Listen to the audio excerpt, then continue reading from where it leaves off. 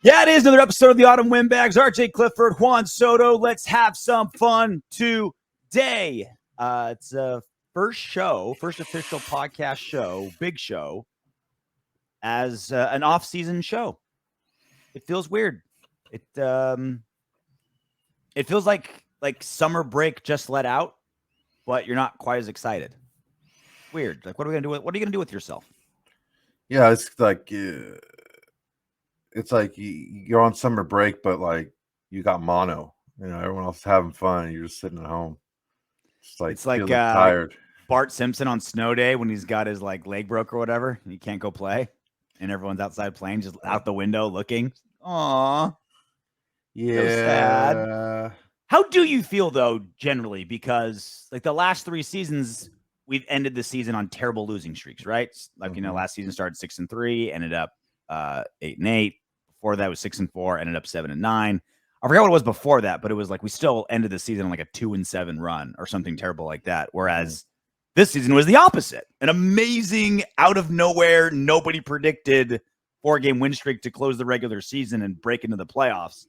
So obviously it's you never ever are entirely happy. Literally only one franchise is happy at the end of a season, right? Whoever wins the Super Bowl. Everyone else, no matter what you accomplish and how well you do, you're kind of just yeah. Yeah, it's the good thing is, the good news is, it was a cool party. The bad news is the party's over. Yeah. It's it was a high school party that went past midnight before the cops busted it open. You know what I mean? Yeah. You hooked up, you felt on some titties. You got the number, but you didn't close the deal. Yeah. My freaking shit's falling sense. apart over here. I don't know if I'm noticed. puzzling around here. You look so different without a headset on. Oh yeah. You got new lighting, no headset. You're like, hey, I'm trying to show off a little bit. All right. While you're MacGyvering your ears, make sure to like, comment, and subscribe. Again, a lot of off-season stuff to get to because tons of moving pieces. We'll make sure to keep you posted on everything. Like, comment, subscribe. We're at a lot of big things coming up in the future too for all you fellow Windbags. So make sure you stay abreast of all those things. So first things first. Question of the day. Which Raiders whose contract just expired do we have to keep? We're going to pin this question up at top of the comment section. Leave your comments below. Let us know what you think. Because this was a unique season in that aspect because we had so many one-year players, or so many guys on one-year contracts, and so many of them played well. I don't know who to give the credit for. I think Gus Bradley gets a lot of credit for just bringing in random dudes in the defense that delivered, especially a lot of defensive linemen. Again, like I talked about, this team overperformed their roster. We were a less talented team than most of the teams we beat. So there was something special in the air, something special in the water in Las Vegas that got this win going. And so now it's a matter of which of those guys with the contract ending do we have to keep? Now, there's a lot of different equations to this, right?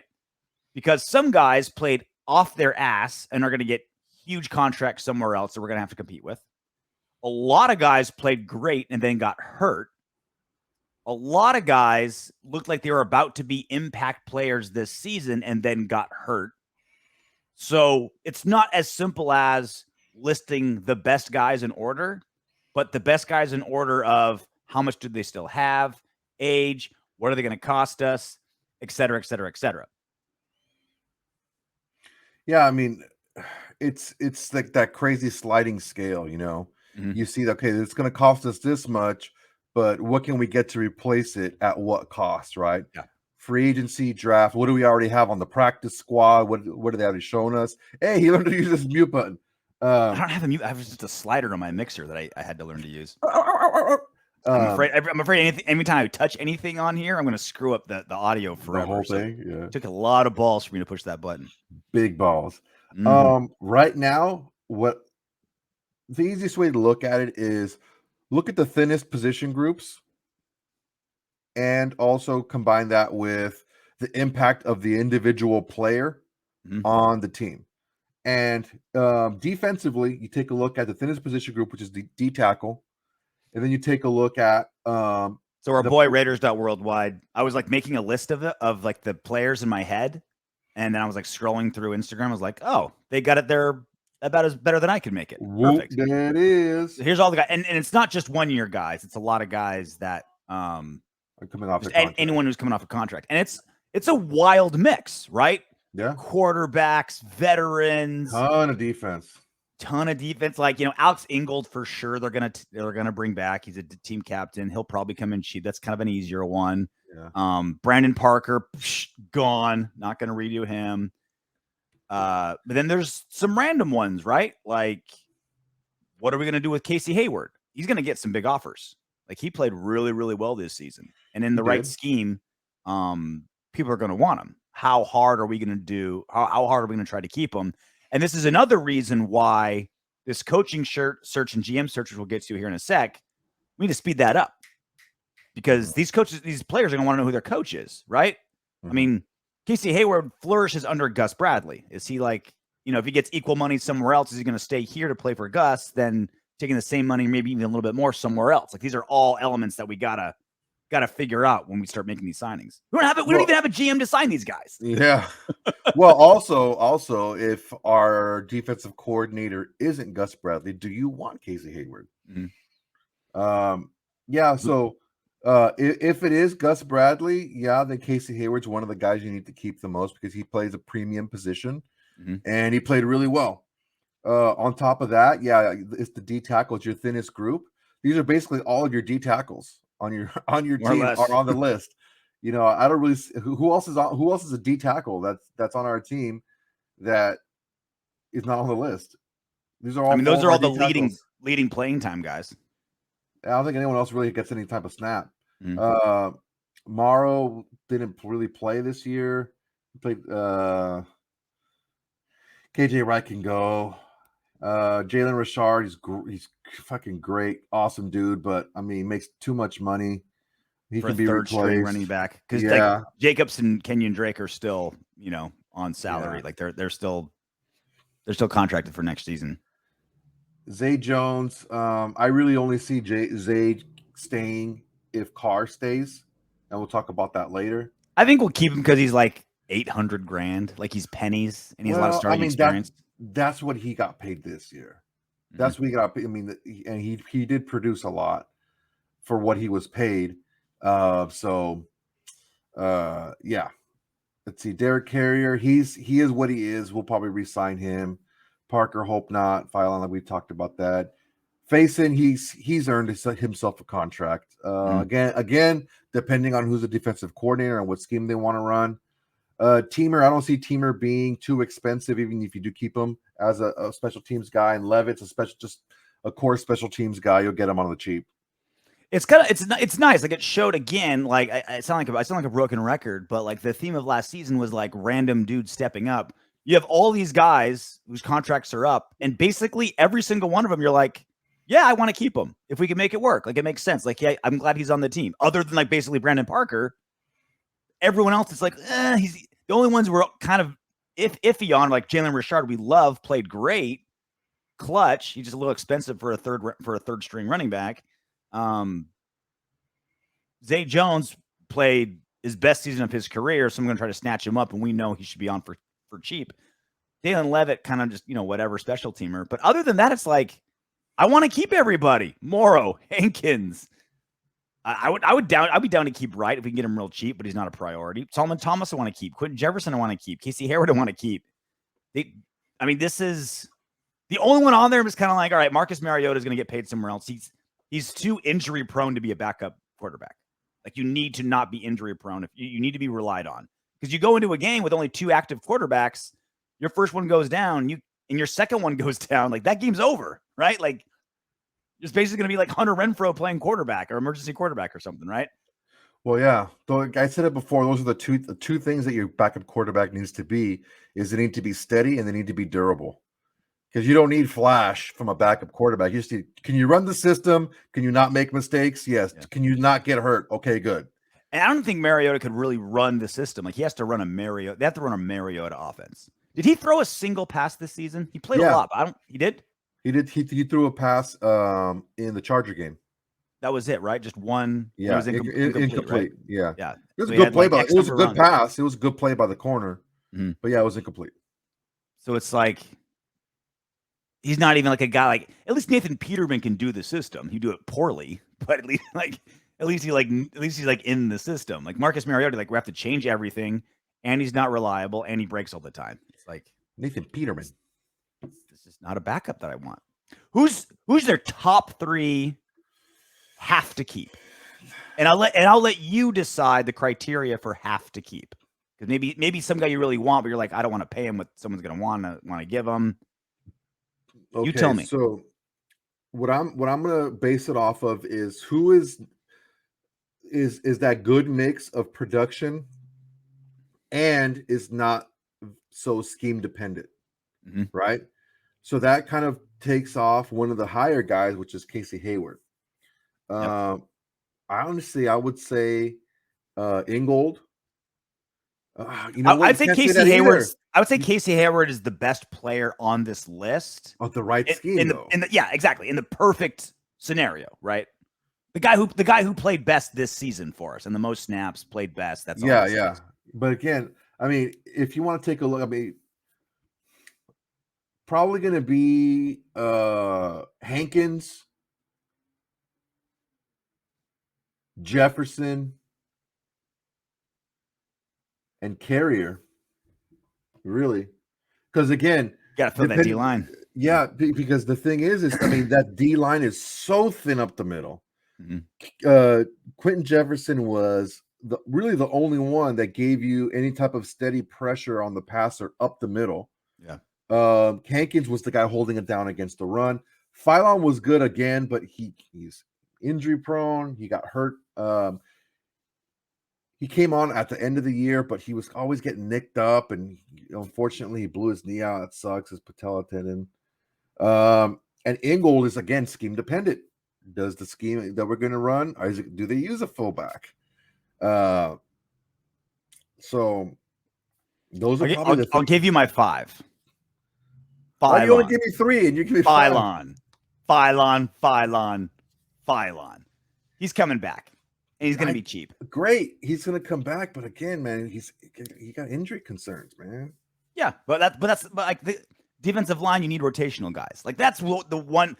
Obviously, you never want someone injury prone. Like you don't want that. But you can get away with it at defensive tackle because it's such a rotational position, right? Like you also go into the season knowing like these 300-pounders, 18-week season, we're going to lose a couple. Guaranteed. Like we're guaranteed going to lose a couple.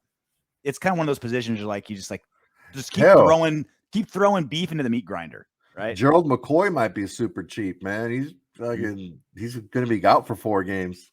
I really want to know what Morrow's going to give us. He was poised to be a starter before he got hurt. Man, he got outplayed now. Freaking Diablo's younger, cheaper, bigger, faster. He's just, he just got overtaken. I mean, he could maybe take the KJ Wright role. He's cheaper than KJ Wright. Yep. Give him a chance. He's also way faster than KJ Wright. KJ Wright got burnt pretty good a couple times by some speedy running backs. It's going to be hard. I wonder if there's going to be a mutiny in the locker room and with fans. If there's, let's say it's a brand new coach. Let's say it's Harbaugh. Well, not really Harbaugh because he runs power, so he's definitely Mr. X, miscellaneous guy, right? If they get rid of Jalen Richard and Alec Ingold, it might be mutiny because they're just such beloved dudes. Yeah, man, it's not show friends, bro. I know. I know. This is really going to test the mettle of the toughness and the toughness of this locker room. It's all well and good when everyone's buddy kumbaya, around each other. But like I said in the post game show on Saturday, that's the last time that team's going to be together. And that finality hit them, and that's why a lot of them got so emotional. They know what's going on. Like, hey, man, this is going to be it for us. This incarnation of this team is done. There's going to be a lot of guys that we didn't think were going to be cut that are going to be sent packing.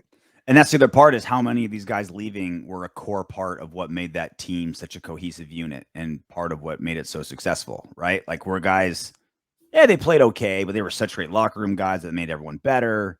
How much Yeah. of that's going to be a part of the equation with guys because so often when they sign guys, it's like, I can't believe they gave this guy this contract. I can't believe they extended this guy. And I always just write it off as just dumb. I was like, oh, they shouldn't have done that.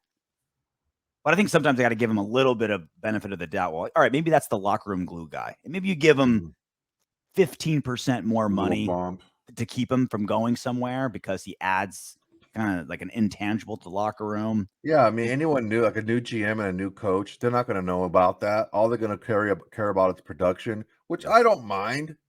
I'm not trying to downplay locker room cohesiveness, but that's going to test, the professionalism of the people in the locker room. Are you going to really, be an uproar because Jalen Richard and Alex Ingold are gone? Like, come on, be a professional. It's such an unusual reset, right? Because normally when a new coach and new GM comes in, it's because you suck. It's because you had a losing record. You're starting over. That's not the case. Like we've got a winning formula, more or less, if we can maintain it. Win 10 games, win to the playoffs. It's like we're not resetting everything. We're trying to reload. We're trying to improve. Yeah. But it's part of the like normal time. It's like we want a complete culture change. Whatever we're doing last season, we want to do the opposite. And there are some things we definitely need to get better, right? Like terrible red zone turnovers. There's certainly plenty of things to work on. There's a lot of good things that we're going to try to carry on from last season to this one. And the hardest one, the one that's like trying to grab a cloud, is keeping that team cohesiveness that drove us to such success last season. If we can have that team cohesiveness and then add the players, that is like, that's the recipe for Super Bowl wins, right? Like everyone's like, how did the Eagles win the Super Bowl a couple seasons ago? They had what the Raiders had this season. They had that. Like, how did Nick Foles do so well? And they were so under and they also had a lot more talent too. They had, yeah, exactly. Like we're not gonna win a Super Bowl with this talent. But what I'm saying is that cohesiveness plus, like, yeah, we're a few superstars away from, I think, really doing something special, like a true number one or number two receiver. Some one or two really good linemen. Like there's some, some. It's not that easy. But I think a couple crucial guys, and if we get a couple hits with a couple right guys at the exact right spots, we're a team to deal with. I mean, we're one play away from going to the second round of the playoffs. Like it's a lot of good things you want to keep going while still always improving every single second. Yeah, and one of the things that you're going to notice too is scheme wise.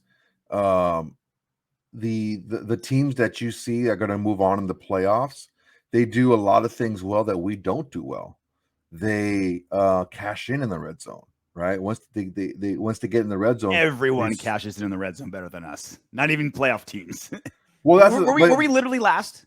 I don't know. I don't think we were last. Percentage? I don't think we were last, but we were at certain points. Maybe we should have been, but also these defenses, they may not be great defenses as far as like points given up and stuff like that.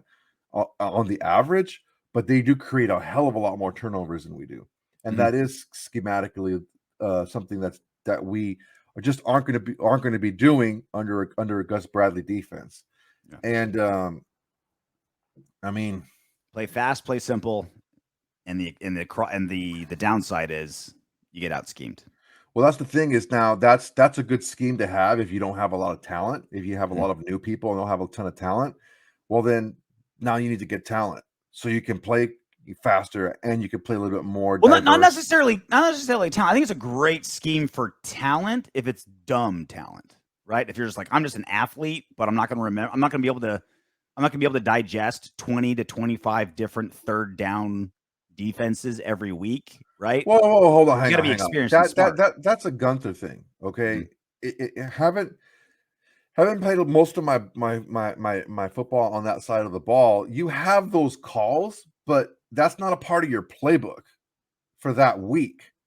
That week you only have a certain amount of calls. Like you have all the calls in the actual playbook, but your game plan is a lot smaller than that. Normally you're not going to have the entire playbook open to you like a Gunther defense. You're going to have a specific game plan for that specific week. My point is, to your point, there's certain players that thrive in a very simple system because they're just athletes and they're dumb. and then there's other guys that are much more schematic, where they're not quite the athlete, but because the scheme is so good and they're always in the right position, so smart, they can execute, right? So again, like for the Hummer. millionth time, it all goes back to like, what's the scheme that's going to decide what players we want to keep and get rid of and pursue, etc. That's Hummer Renfro on the offensive side. Mhm. You know, he's not the most athletic guy out there, but he runs, you know, a very specific type of routes with Derek Carr. He's got very good um rapport with Derek Carr, and Derek Carr knows how to get him the ball. So yeah, the main thing that we have to focus on, what we're looking for, is we need to get better at the things that we were bad at. And it's like the teams that are still alive in the playoffs do certain things well because that's what wins games, right? It's not just about scoring points. Like, yeah, well, they score more points. That's what, yeah. It's what they do, is how they score those points. Do they turn the ball over a lot? Do they create a lot of turnovers? Are they good in the red zone? Like things like that, right? And these are things that we're not doing well this year, even though we did win 10 games. But moving forward, if you don't do those things well, and your scheme and your design and your personnel is set up that way, you could have uneven seasons where, okay, things just caught up to you this year, and maybe you win 7 games instead of winning 10, right? But yeah, man, I think that we may be in for a bit of a change, and I don't have a problem with it. I don't have a problem with having higher expectations of our team and our defense specifically. So that's the question of the day. Which Raiders with expired contracts do we have to keep next season? Put it down in the comments section. We have the question pinned down there right for you. So that gets into the next thing. So again, we were talking coaching and scheme and how that matters. Well, we still only have an interim head coach. His name is Rich Bisaccia.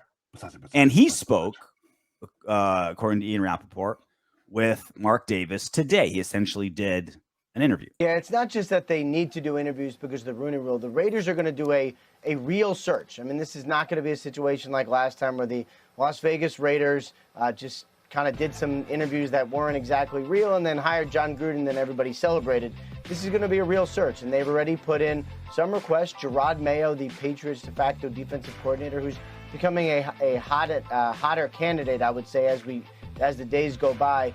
He is expected to interview with the Las Vegas Raiders, but Bisaccia gets his shot today. He's going to meet with owner Mark Davis. Now, the two did meet weekly during the season, so it's not like it's totally out of the ordinary. And, you know, I had one coach tell me it seems more like an exit interview than a job interview. However, it is basically a job interview, and it is a chance for Bisaccia to state his case. From my read, from what I understand, it is unlikely that he stays on with the Raiders, but at least he's got a shot. Unlikely that Rich Bisaccia stays with the Raiders. So this is or not stays, but gets the head coaching job. So this is another weird one, right? Because he took over the team in very weird circumstances. We really don't know how Rich Bisaccia would handle a full season on a real team coming in as the head coach that didn't have more drama than Melrose Place, right? It was a very weird. That was such a good show. Oh, that was so dirty, right? It was such a good ass show. It was like when network. Like, well, how old was I? Was I like still in high school? When did that come out? Like I think I was in middle school. Yeah. Yeah, I think I was in high school still then. Dude, that shit was fucking like legal porn. Like I could watch this. Like this on regular TV. Like back when someone like back in the day when someone would just show like a chick would show a little bit of leg and it was like the hottest thing ever. Like now it's just like I got this thing and I have all the porn in the world at my fingertips. I don't even watch a show like that. But back then when you're starving, the dark with like the beads of sweat on the cleavage and like this like shining light on it, glistening. Oh my god! I was a big fan of the shadowy silhouette. When they like big, yeah, the negligee. Because then they can be completely naked and you know they're naked, but they can still get on TV because it's just the silhouette. Anyway, easy, JR. Bisaccia. It's really hard to gauge exactly how he would do, but I mean, in a business that's so results oriented, that's so results specific, is it unfair that he's not even? It sounds like he's not even getting really a fair shake to have the job as the head coach after he just captained at worst, the second best season of the last 20 years. Should Mark Davis be taking him seriously as a head coach? I think that the entire time he was coaching was his interview. It should be. And right?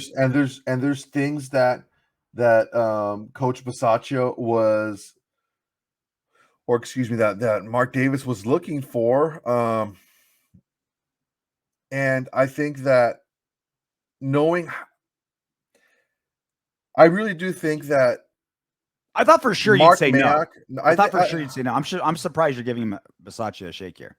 Well, yeah, I think that Mark Mayock just being so inept at his job that fucking Mark Davis didn't even want to fucking give him a fucking chance at all. Like, dude, he was what I said he was. He was a fucking puppet. He came in to laugh at Gruden's jokes, and that was it. He was that guy. I think he came in to be a scout. I think Gruden just wanted a scout. A scout and just that's so Mark you do the work on the fourth rounders I don't want to do homework on. And I'll tell you who to pick in the first round or something like that. Some to that effect.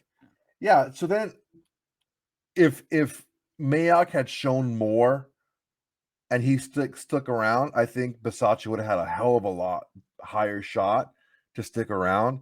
I think the fact that Mayock was gone and the way he was gone so quickly, like that was already decided.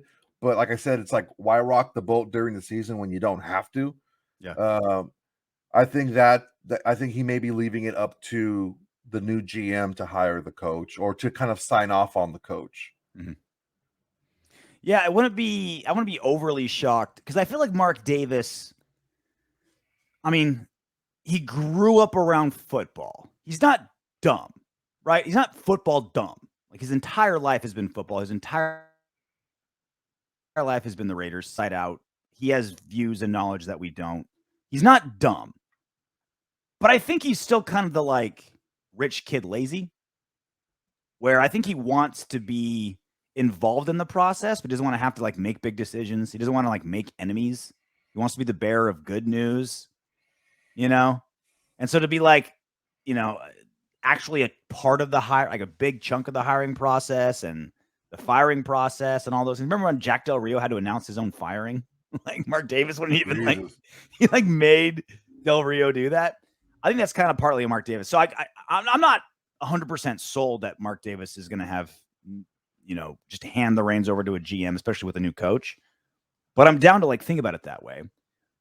But that also only kind of makes this Rich Bisaccia job interview that went down today on the 19th as we're recording this seem kind of, is it just a token move? Like, what is that job interview like? It's got to be, I hope it's at Hooters, just so it's very Mark Davis. Applebee's, bro. Applebee's. Maybe Outback, gives a bloomin' onion. Talk about things over some margaritas.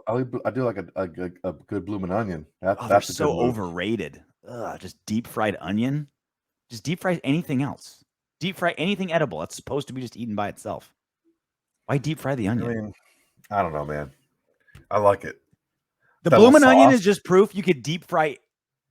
You could literally deep fry cat turd. And if you add some hot sauce to it and some ranch and deep fry it, then it's edible. I don't know That's about what the bloomin' onion proves. But I will tell you this. My favorite thing that I've ever had deep fried that I've never seen again was a deep fried peanut butter and jelly sandwich. It was so good. Yes. Listen to this. 2 pieces of white bread, like regular Wonder Bread, right? Regular bread.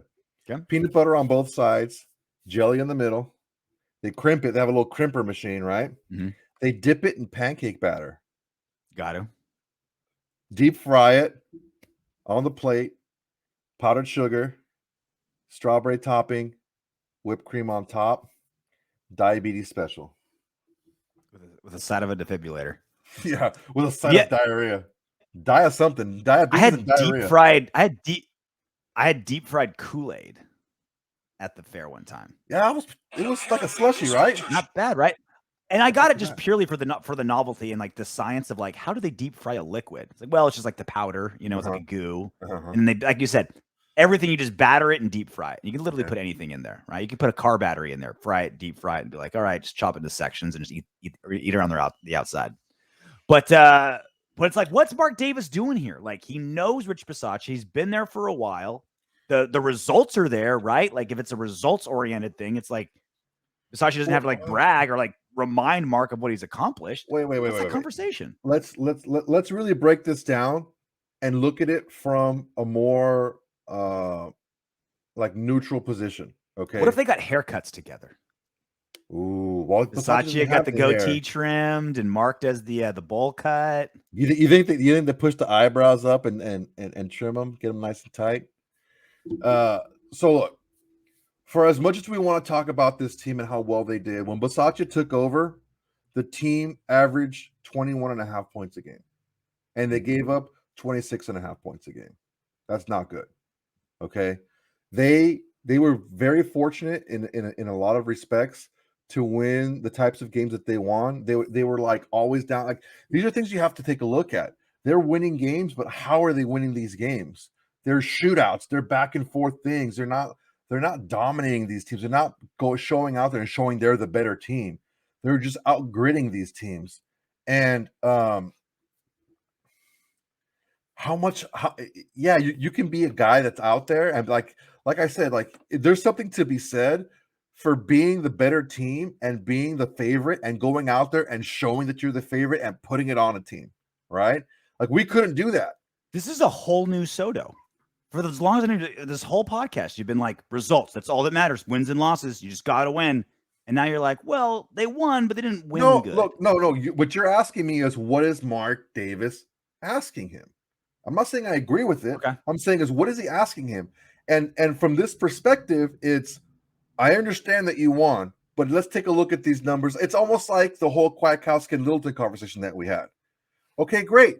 They look great, but then if you take the whole defenses that they had away from them, they're not all that good, right? So if you take away a lot of the things and you take a look at how the team performed after Bisaccia took over, they dropped in points per game scored, and they went higher in points per game allowed. And they were under 5. They scored 21.5, and they gave up 26.5. The penalties didn't get any better, right? They were still one of the highest penalized teams. If not for freaking the Dallas Cowboys just grabbing everybody, we would have probably been the highest penalized team in the league. The line seemed to get better, but then regressed mildly, in the Bengals game. Like, it's not just when you look at this specific in a bubble, in an actual season, it's all about winning games, right? When you project something moving forward, you have to look at different things and how you're winning, because, like you said, things have a way of evening themselves out. So ask that. So you be Mark Davis and I'll be Bisaccia. You ask that. You take that and ask me that question. What do you mean? Take what? You be Mark Davis. I'll be Rich Bisaccia. Well, what question am I asking? I said a lot of shit. What you just said. Like, why can't we just blow teams out? Why are we just white knuckling this and winning? Yeah. So although we were winning a lot of these games, Yes, we were very fortunate. Some of them were a lot of back and forth, and a lot of. Sir, them you have were some like ranch last You have some ranch on your lip. Let me just get that. If you're going to be serious Go about ahead, sir. this, That's probably how it's going. Have you ever known me be serious about anything? That's true. How do you explain the success despite some of the peripheral numbers not really backing up a team being successful? Well, sir, it's because we were less talented of a team. We were going against teams that were way better than us personnel-wise, way better than us. Obviously, they've been together longer. Obviously, they had more continuity, and they were just more talented. And yet we were still able to pull off those wins. And I like to, not to toot my own horn, but beep. I think my coaching was a big reason we were able to beat teams that were way better than us talent-wise. I mean, you just fired Mayock, your general manager, because he wasn't able to field quality players on that team. And I still was able to drive this team into the playoffs and win 4 games in a row to close out the regular season. Okay. So I get that, and that's something that I'm going to keep into consideration. But Appreciate how it. do you now the offensive coordinator, the defensive coordinator stayed on. How do you account for our offense getting worse and our defense getting worse after after you took over the team? Do you want some more jalapeno poppers? You good? You want some more apps? No, I'm just want You're some fine? answers. Okay. Want some answers? Okay. So there's a couple reasons. We lost our number one receiver, Henry Ruggs, as you know. We lost our best offensive player, maybe the best player on our team, Darren Waller, for 5 games, which you know. That was a big part of our decline for sure. But I will say this: despite what those numbers and what those nerds are telling you with their calculators, I did something this season that John Gruden was never able to do, and that was finish strong. So yeah, numbers regressed, right? Like the nerd stuff. Like if you look at some stat sheets, they regressed. But the last 3 seasons, the Raiders have fallen apart in the second half of the season, losing records every single time. This season, 4 wins in a row to close out the regular season. So yeah, some of those numbers weren't good, but I got the only number that matters, and it's a letter. W. And these are all things that I think Mark Davis already knows. I know. And that's exactly what it comes down to, right? Yeah, seriously, isn't that look, here's so the Mark deal. Davis? Mark Davis does not believe in Rich Bisaccia long term. That's the long and short of it. That's it. That's all we have to say about it. Now, do we know the that? Deal. Do we know that for sure, bro? He would have hired him already. Well, one. They've got to go through the song and dance, Rooney Rule. No, not necessarily. No, he's already on the staff. Not necessarily. To hire him, that's a good question. He could have hired him. He could have hired him because he was already on the staff. You can promote from within without having to interview a black coach because they needed a coach. They needed a coach. They can't have no coach. No. You're saying it like it's a logical thing. Do you know the rule for sure? No, I know it is. Hang on, let me look. I'll keep talking. I'll find it. Because that's what I'm wondering is, one, I think after what happened the last time Mark Davis hired John Gruden, he got all that shit for just like, this is the guy I want, so I'm going to get rid of Jack Del Rio. The whole T. Martin fucking debacle. Yeah, like, well, it's like, look, I got rid of Jack Del Rio. Literally the only coach up until Rich Bisaccia, Raiders head coach, that had a winning record since Flores.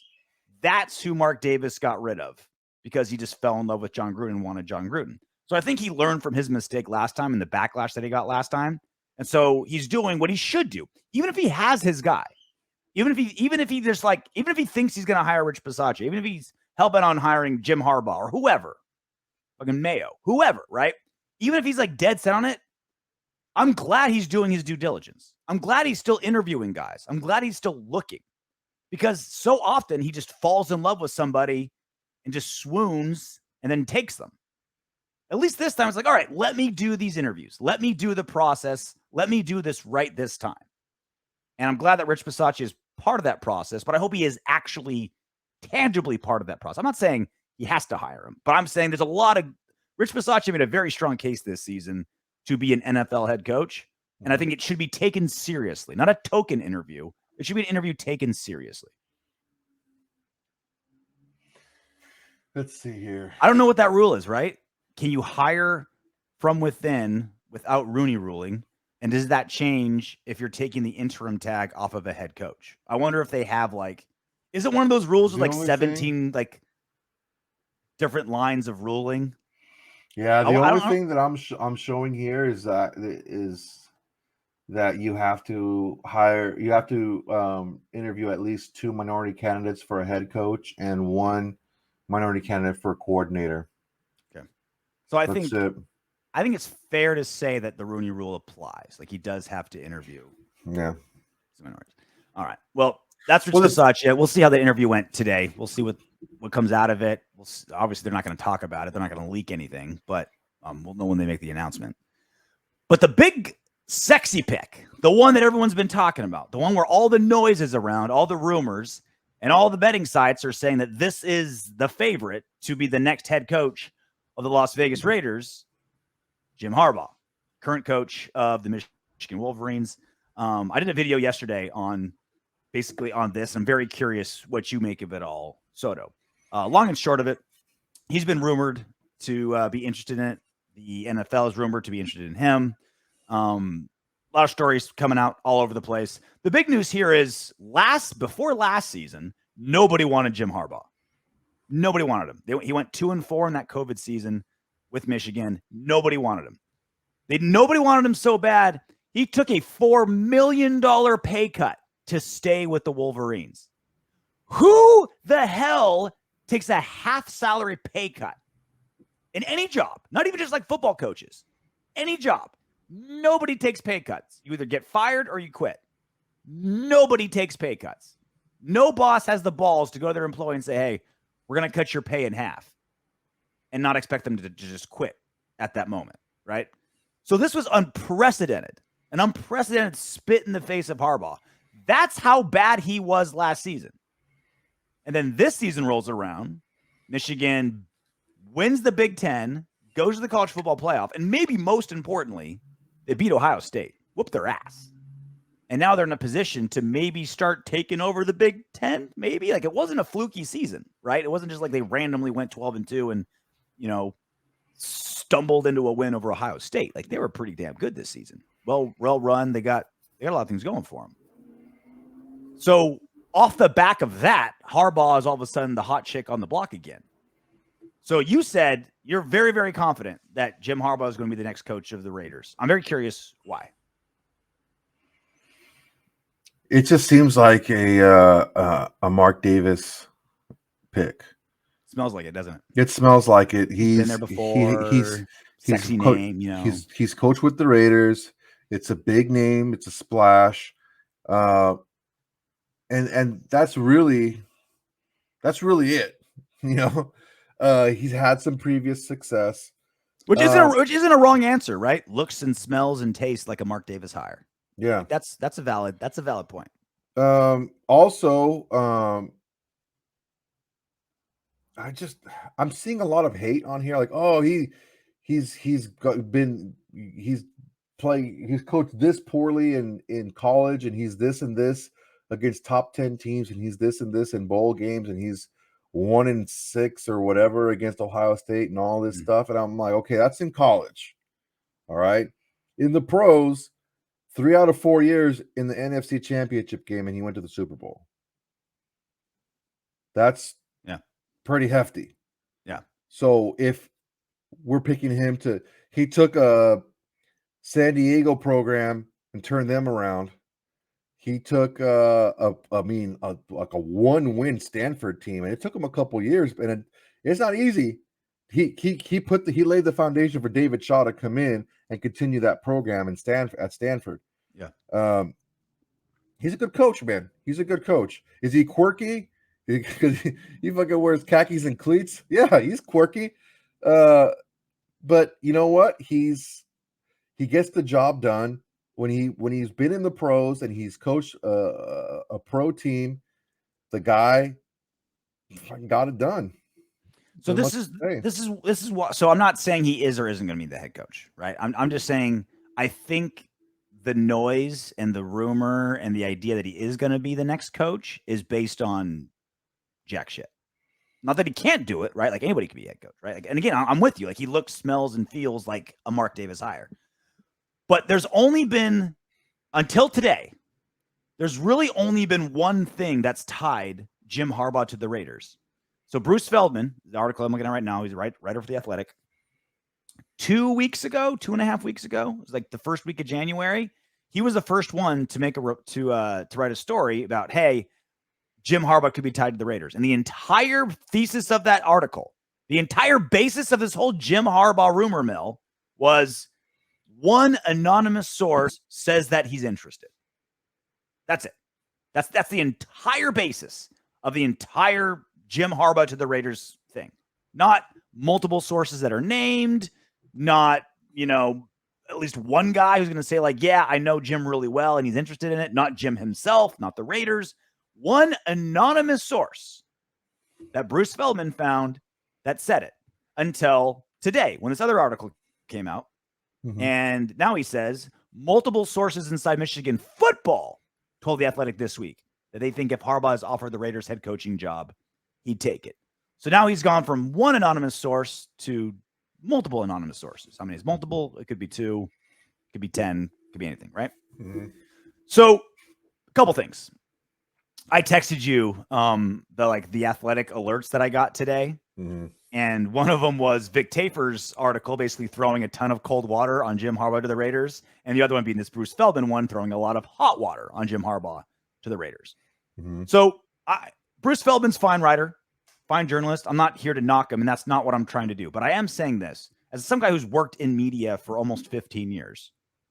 Media members get their sources and get their stories and get their insight by doing favors for people.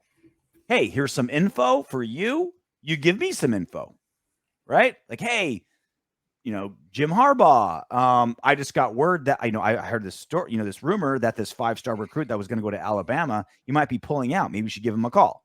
By the way, is it true you're thinking about going to the Raiders? And they do a little exchange like that. Sometimes it's as simple as Jim Harbaugh goes. So this is the other part. Jim Harbaugh is at a point to cash in this season. Mm-hmm. What he did with Michigan was amazing. And like you said, it wasn't a one-season fluke. He had success in the NFL. He had success in other college plays. He has a long line of success, and now he's managed to do what everyone thought was the impossible, send Michigan to the playoffs and beat Ohio State and win the Big Ten, right? Massive accomplishment. He did it after a pay cut. He is going to get his bag this season somewhere. And how do you get your bag? Leverage. You sit across the negotiation table with someone and say, set that market up. And you say, hey, if you don't want me, I got 10 other suitors for you, baby. Like, that's fine. You say no, I'll move on. Double that number or I'm going somewhere else. And what better leverage is there if you're a college football coach than saying I can go to the NFL? There's 8 head coaching jobs available in the NFL right now that would all pay me no less than 8, probably 10 or north million, probably more north of 10 million, right? You give me $11 million or I'm going to Las Vegas. I'm going to coach the Raiders. And you probably read like Ric Flair. He'd be like, $8 million. I got a limousine outside a mile long with 8 women in there. That's what Harbaugh's doing, right? That's what he's doing. And so Bruce Feldman, I'm not saying he did this on purpose or, there's some, seediness there, but Bruce Feldman, whether he meant to or not, did Jim Harbaugh a giant favor by letting everybody know that Harbaugh could go to the NFL. And so that's why when this whole conversation is based around that element, it's hard for me to take it super seriously. Again, could Harbaugh, this is a great time to move into the NFL, right? Normally when you take over an NFL team, it's because the coach is fired because the franchise sucks, the team sucks, the owner sucks, everything's falling apart. This is a playoff team with a, above average quarterback, and you're going to have a new GM that maybe you'll have some input on who that's going to be. You get to, take over a team that's already winning, but you get to put your own imprint on it, right? Like, this is a great time to jump into the NFL if you're Jim Harbaugh, specifically the Raiders. So it makes sense. I just think, though, like I mentioned with Harbaugh and that D-line coach that went from Notre Dame to Michigan, I don't think he would have done that unless he knew Harbaugh's probably going to be there. And also Harbaugh, he donated $1 million of his own money, all his incentives wins this season, back to the employees at the University of Michigan who didn't make a salary because of COVID. This is a dude digging roots in Michigan. It just doesn't. You're right. He looks, smells, and tastes like a Mark Davis hire.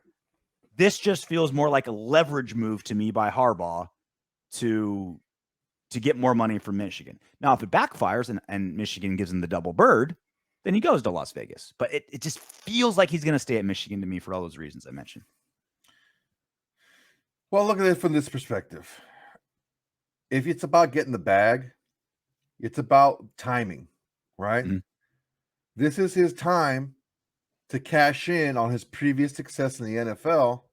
But also, if that doesn't work out, he can always go back to college and cash in on his previous success in college because his last college season was very successful, right? So he's in that situation now where he can cash in on his pro success, but also keep his college kind of the fucking word I'm looking for. His Right. college prestige Yeah. very high as a coach. And it's also it's no longer like NFL coaches don't make light years more money than college coaches anymore, right? Like Hell no. your new USC coach, right? Like got a grip and a couple of houses. Goddamn. Like he's like it was unheard of not that long ago to make for a college football coach to make $10 million. No, it's happening. Now that's like the bare minimum to get like a high end guy to get a Harbaugh and a lot of years too.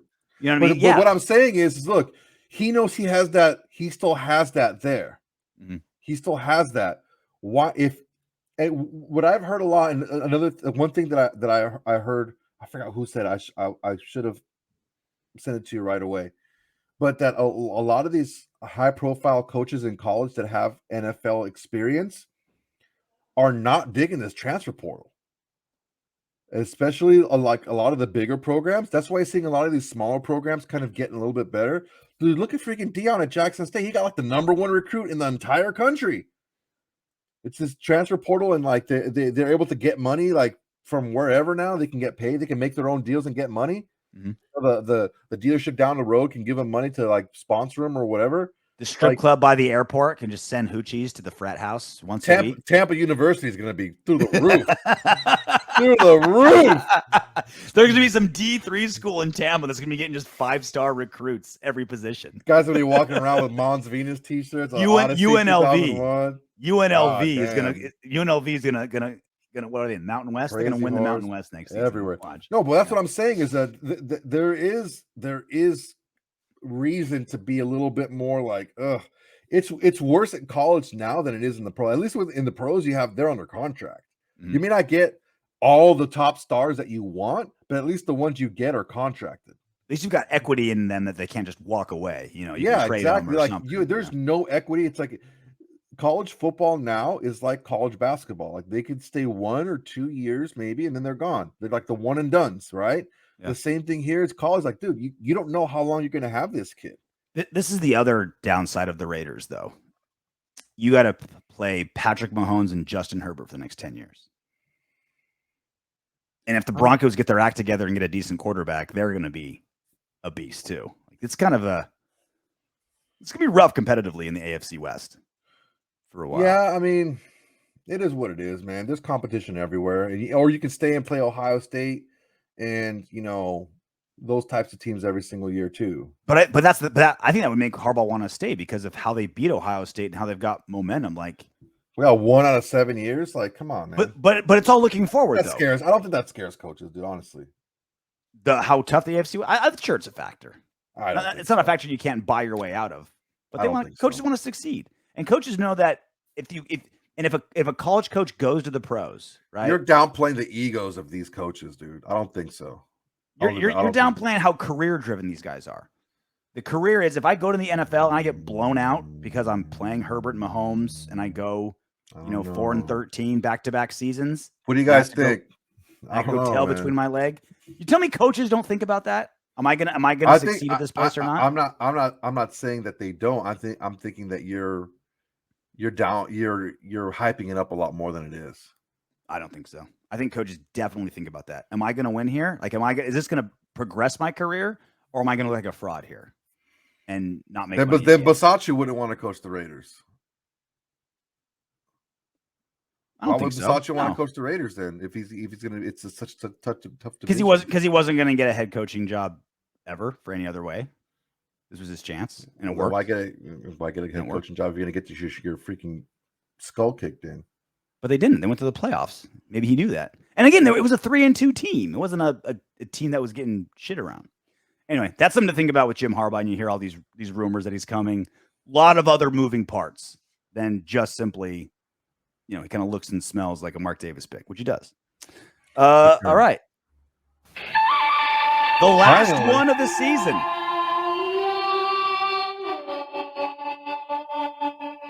Little special effects. Good, the bad, and the ugly. Last one of the season. Playoff one. At least we're doing this for a playoff game. Down to the wire, down to the final play. Raiders fall to the Bengals in the wild card round in the jungle.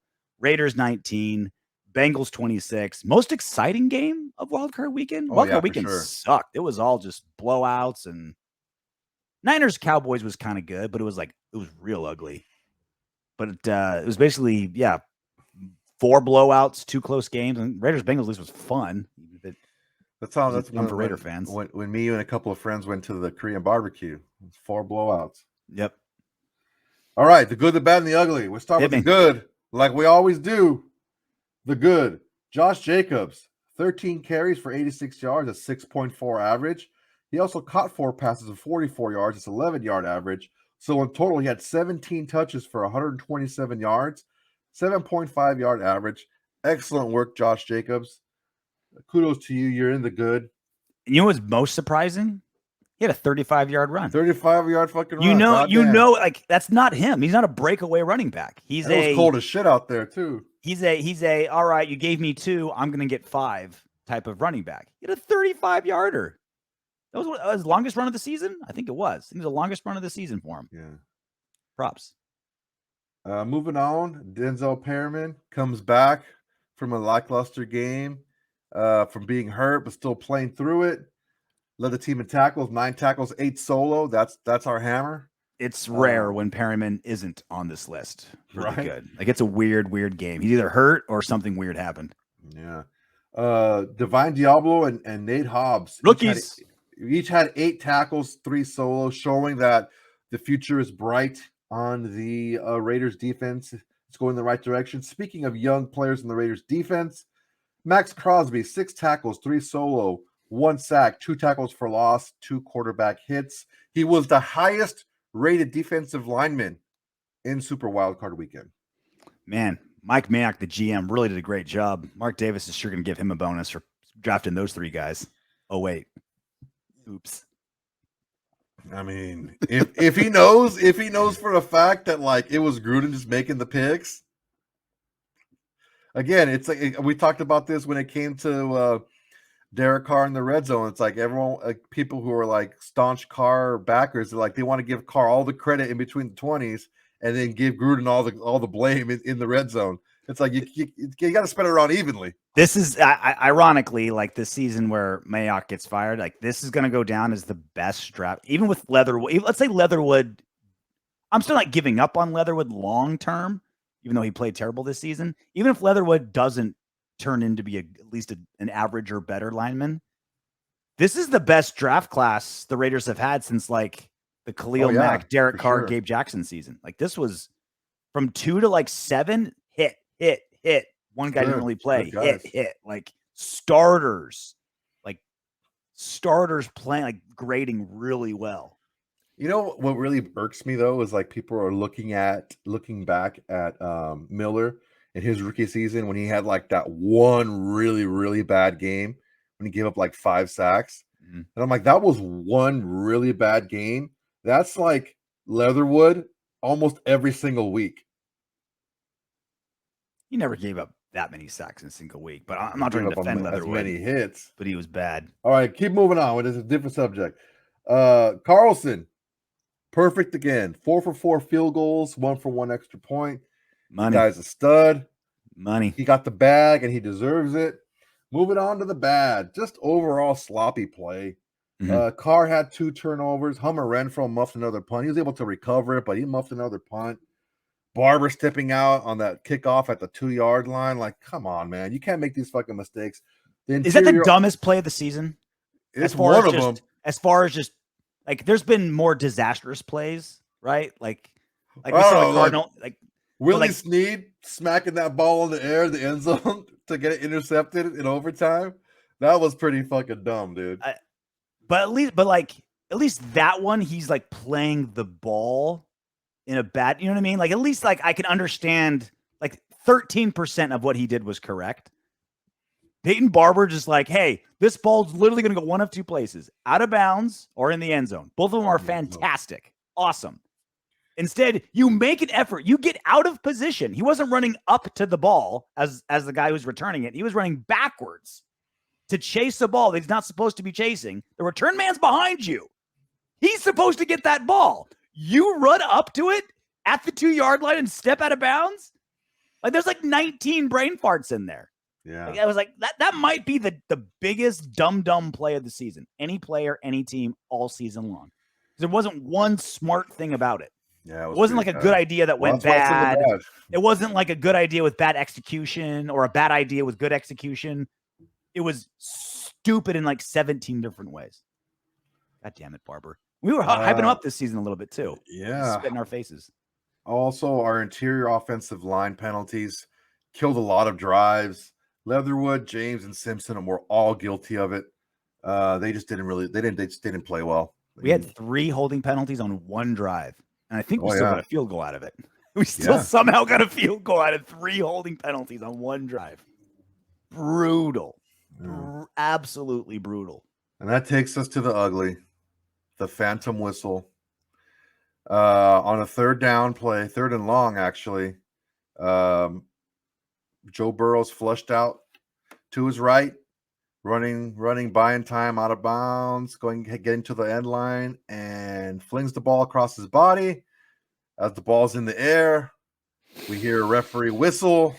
Everyone stops. And the ball is caught for a touchdown. And the refs conveniently say, oh, no, nothing to see here. We're fine. Oh, that's good. They said, oh, that's good. Everything's good. Is there any team that has more multiple notorious shafts by the refs in the playoffs? They're literally doing a 30 for 30 on the tuck rule. That's coming out in like a couple weeks. Dude, the tuck rule, the immaculate reception, the fucking what was the fucking index card bullshit? Yep. Fucking that shit. And now this one. Come on, man. People like try to undercut that. Well, they would have lost. No, dude, that was the difference in 4 points. Like instead of a touchdown, they kick a field goal. And then when we're on that final drive, we kick a field goal instead of trying like desperately need to get a touchdown. All we need is a field goal.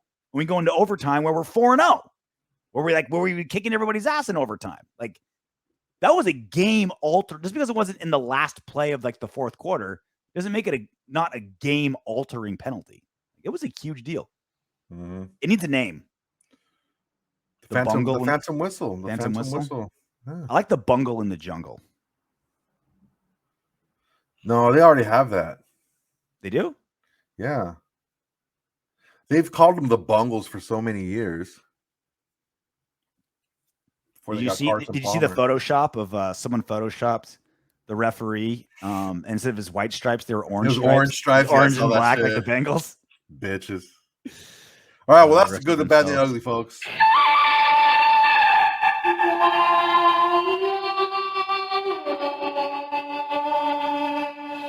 Last one of the season. It's going to be a long time before we hear that again. Yeah, we're going to put that away and save it for September. All right, ready to do some What Up Windbags? Let's do it. VL8962. Definitely not a bot. I'm still defending Leatherwood. Raises hand emoji. He's a rookie in a tumultuous year. Trashing on rookies is so ignorant to me. Scheme, coaching, and development matters.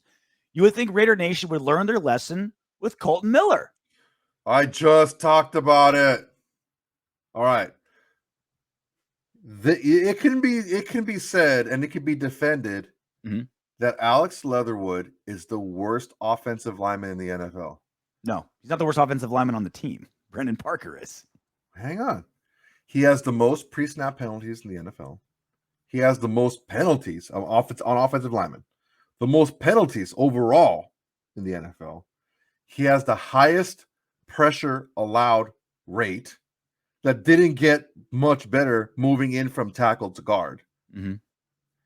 And I believe he has one of the lowest win rates. I think he was, what was his score PFF?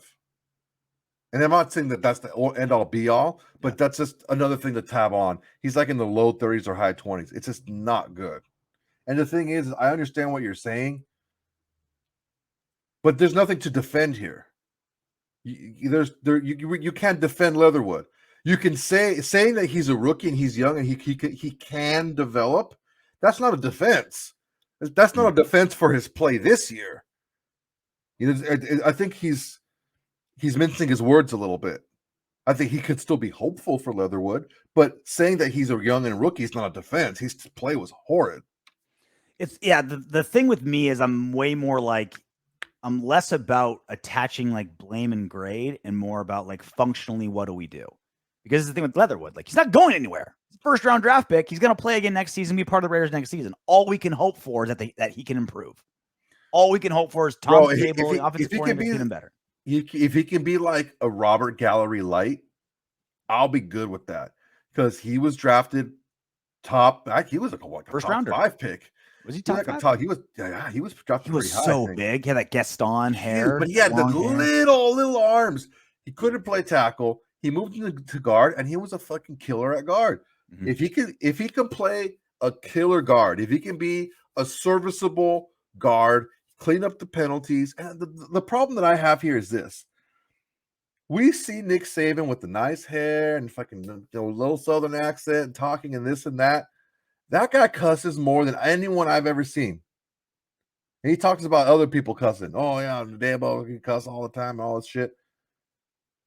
He's hard on his players. You remember when he was coaching the Dolphins and he was cussing out players in the Dolphins and kicking them out, making them cry and shit. He's not as nice as he looks in the Aflac commercial. That's no, sure. Definitely not. With Dion, must be the money. But he's tough. He coaches his players tough. And for you to come from that environment to come to the NFL and be this poor in penalties, I don't know what's going on in your head, man. I don't know if that's going to be fixable to a degree where you can have some sort of confidence in him for an entire season. Ron White said it best. Can't fix stupid. Cisco E. See if the next GM and coach decide to keep Carr or flip him for as many picks as they can get. They can sign Mariota to be the new starter who will be cheaper than Carr and who is more mobile. Harbaugh would add a few better O-linemen and get the running game, passing games coordinator, and he can bring in his guy Fangio as DC. A lot to unpack there, but Mariota is not going to be the starter for the Las Vegas Raiders. I would be shocked if they kept him. Probably just because not, he's like when you grade like how good a quarterback is, he grades as a good backup quarterback, right? Mm-hmm. He's like a, top 10 backup quarterback on just being purely good. But like we mentioned, he's so injury prone, you can't count on him. And his style of play is opposite of what we do in Las Vegas. It's opposite of Derek Carr. So you have to, so he may not be available. Wait. Opposite of what we have done. We don't know who the coordinator is going to be. We don't know who the coach is going to be. He can't throw the ball. Like he's just not an accurate passer. I mean, he's not Cam Newton. Cam Newton's at least Cam Newton's like big and can run the ball without like Cam Newton cannot throw the ball. Can't throw the ball. Neither can Mariota. But Mariota can't stay healthy as a running quarterback. So it's like neither can Cam. What can you do? Right? At least Cam's built like a linebacker. Mariota's built like me. So it's like what? Like he can't be a starter. And he's not doesn't check any of the boxes for a backup. So Mariota, I don't think so. It's really so open right now, right? Almost as open as RJ's butthole. It's so open. Nothing's that open. That's true. It's so open. Like we have no leaning to the side. I have to lean on a butt cheek to if the air blows, so it doesn't just eat the chair. It just swallows the chair. So look, we just don't have any idea. And the thing is we can't really shit on anything that happens. Because we don't know if a new coach comes in, Mr. Coach X comes in and says, you know what? I don't think Carr is my guy long term. We only have him for one more year. Or GM. Yeah. Or the GM, same thing. Like they discuss and they say, you know what? He had probably one of his best statistical years, yardage wise, win wise. But we think a lot of things factored into that. A lot of things are showing that things are going to regress to the mean in next year and the following years because of you're upside down 5 points since Bisaccia took over and points given up as opposed to points scored and all these last second wins and stuff like that, right? That's something that's not sustainable over a long period of time. Okay, understand that. Let's just say that's what they say, and they say now is the perfect time to deal Derek Carr because A, he came off as one of his best years ever, right? B, he's hot because the team was hot. They went to the playoffs. They're still in the news. he's one of the guys that's seen as a playoff guy. Okay. 3, he's under contract for another year, and it's a good contract. All right. So the new team has time to sign him. Okay. And we can get stuff back for him. This is the time to get something back for him and build moving forward the way I want to build. All you have to do, if you're a coach, a GM, whatever, is you got to sell one person on this, and that's Mark Davis. If you sell Mark Davis on your plan, that's going to happen. And it's not so far-fetched either. It's I would say it's pretty 50-50 right now what's going to happen, because we have no idea who the coach is going to be, no idea who the GM is going to be, and until we know any of that, we have no idea what's going to happen with this roster at all. There's a couple people that are safe here and there. Like, well, I don't think Waller's going anywhere. I don't think Colton Miller's going anywhere. I don't think Crosby's going anywhere. You know, the rookies. But, you know, Carr, Jacobs, those are names that could be, you know, sent packing. You don't know. If I'm the thing is, though, if I'm a brand new GM or coach and I get rid of a franchise quarterback coming off of a season where he's threw for more yards than any other Raiders quarterback, you got to have another quarterback ready. And if you go into nothing mode, you don't necessarily have to, man. Not the thing is or you're starting off in a deep hole. RJ, you're thinking like a fan. You're not. No, I'm thinking you're thinking like a fan. No, get rid of him. No, I'm not. RJ, stop. This is the Las Vegas Raiders, not the Las Vegas Derek Carrs. This is sometimes you have to take a step back to move forward. Sometimes you have to take a step back and work on a foundation to build a bigger structure. If I'm not saying yes or no, if they're not sold that Derek Carr is the guy to take them to where they want to go, the time is now. The time is now. But I also don't think they're going to do it without a really good backup setup. I don't think a new guy's going to come in and risk his new job by not having a quarterback. We'll see. We'll see. And it all depends on who's coming in. And it also depends on how deep that contract is, right? Like Gruden had no problem torpedoing the entire roster because he had 10 years to get there, right? He had more job security than anybody in the NFL. So he's like, I don't care. Like I'll get rid of Khalil Mack. I'll get rid of Amari Cooper. I'll do whatever I want because I have job security. The contract also, I think, is going to be a big dependent on that. Last one, Leonard L. The autumn wind is a beer fart. Not really a question there. I just love the idea, especially if it's us, especially if we're the Windbags.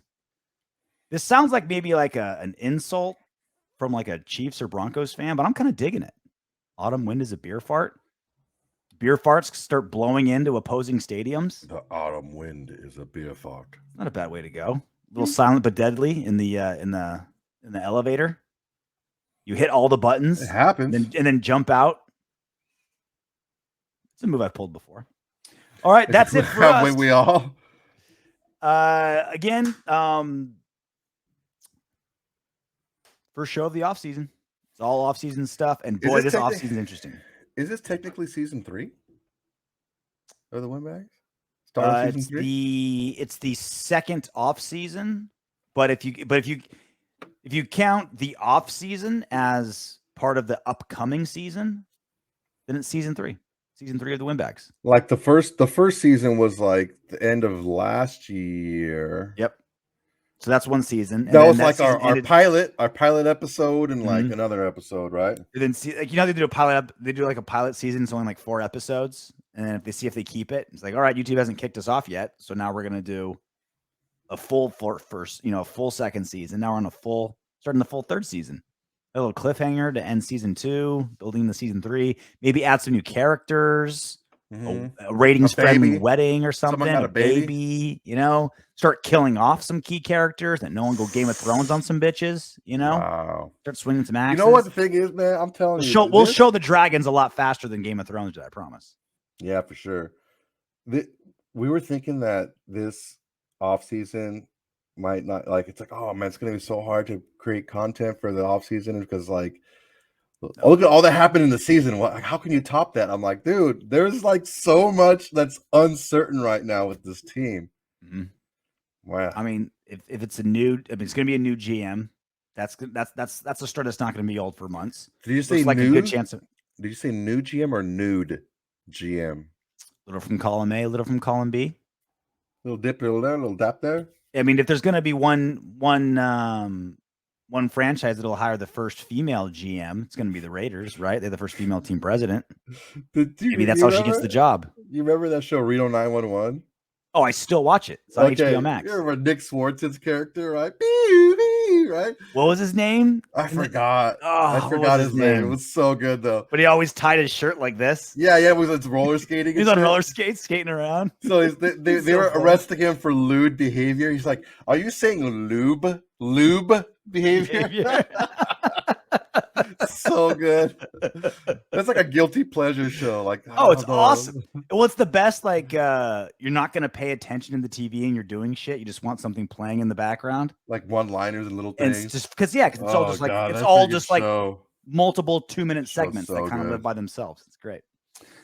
All right, we'll see you next time. But until then, knock on wood if you're with me.